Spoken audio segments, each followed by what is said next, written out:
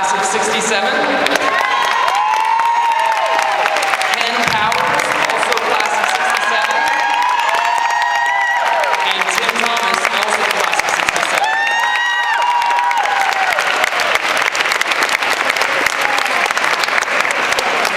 Okay, so here we are getting ready for the parade. Or should we put it over? John, the class of '64. Well, we forgot to make you pom-poms, John. We blew it. Oh, man. Okay, shake those pom-poms. Okay, very nice. See you at the parade. John, what's this? What's in the Centennial book? Well, on my website, donray.com, at the very bottom is a little Vietnam flags. Yeah. And if you click on it, at the bottom of donray.com, it's this whole thing I wrote about high school and about how I faked my way through just about every class. And this is funny because my first big news story I ever did was when I wasn't prepared for a class in writing an editorial or something. And everyone else in the class was prepared. I wasn't. So I pretended like I was, and I looked up at the clock and the flag, and I just wrote an editorial as if I had researched it to show that there were no 50-star flags anywhere in Burbank. And I was winging it and faking it, but I'd never seen one. So by the next, my editorial got published, and all I cared about was the fact that not about this was in the paper, but that I didn't fail the test.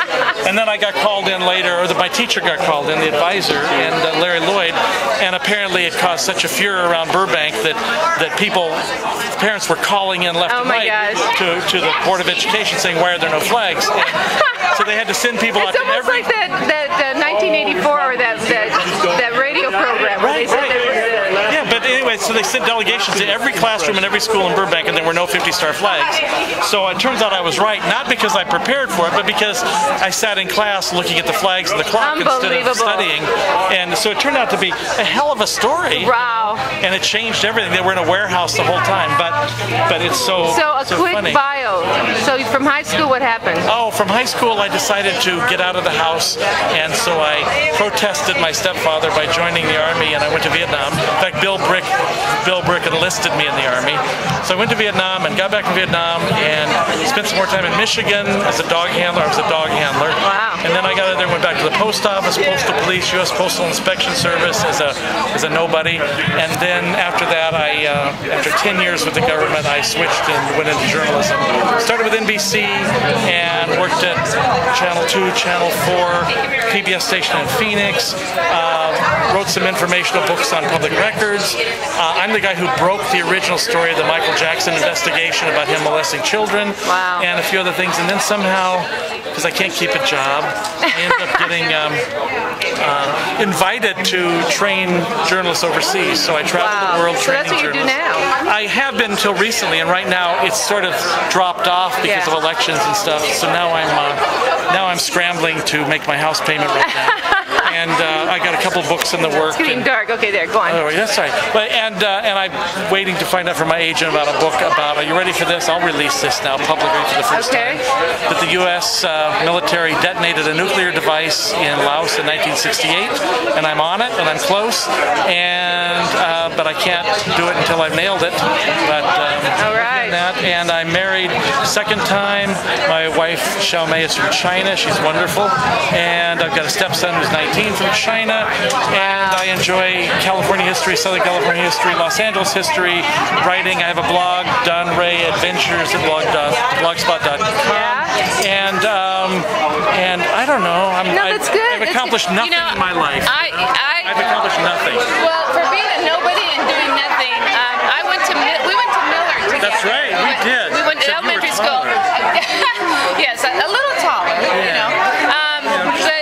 Double myself. But it was wonderful. I mean, Don. That was home.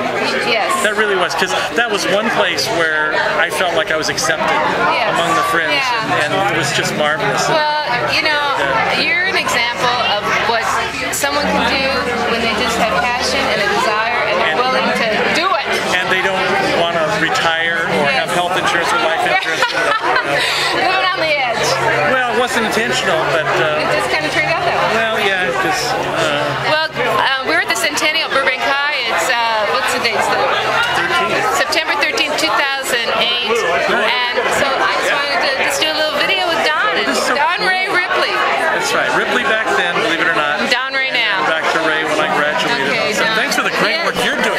this woman. This woman right here. Let me show this woman. See this woman here? This woman is the one who's doing it all. And she's beautiful, as you can see. And everybody looks at her admiringly. Everybody. And she is terrific. And I just want to say that I wish I could grow up to be like her. There. Okay, Don, we love you. So, Don, what's happening? How's it going? You having a good day? I'm having a good day. As good as anybody can have living with 3 women. Okay, we'll stop there. See you later. So here's Kathy Nichols Coyle, and John Coyle's home in Santa Clarita. It's been a wonderful, beautiful stay these 4 days.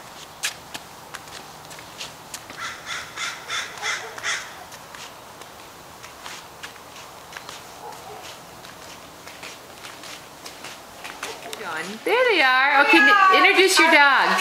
There's Stuart. Where you going, man? Where you going, Stuart? Come on, Stuart. Okay, and then what are their names?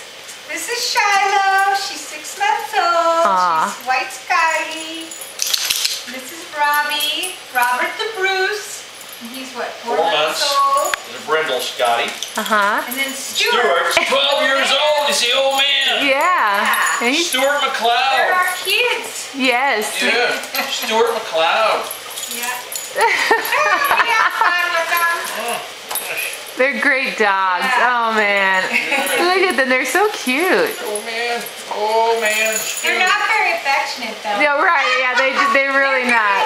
Dogs are known for being very aloof. Well, somehow they forgot. And they're very, unanimated. No energy. Well, look at him. He's being really funny. I know. Look, go Stuart. What's going on?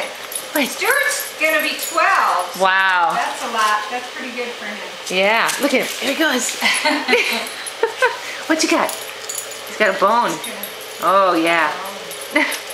Well, thanks, John and Kathy, for letting me stay with you. It's been a great, great weekend. I got one more day tomorrow, and then I'm heading back, but I just want to thank you. It's been great. Well, you're welcome. It's been great. It's been fun. I'll come back next year. We'll meet In again. April. Yeah. Get the Panishes to come in. Yeah, there you go. Okay, bye. Okay, so today's John's birthday. Happy birthday to you. Happy birthday to you. Happy birthday, dear John.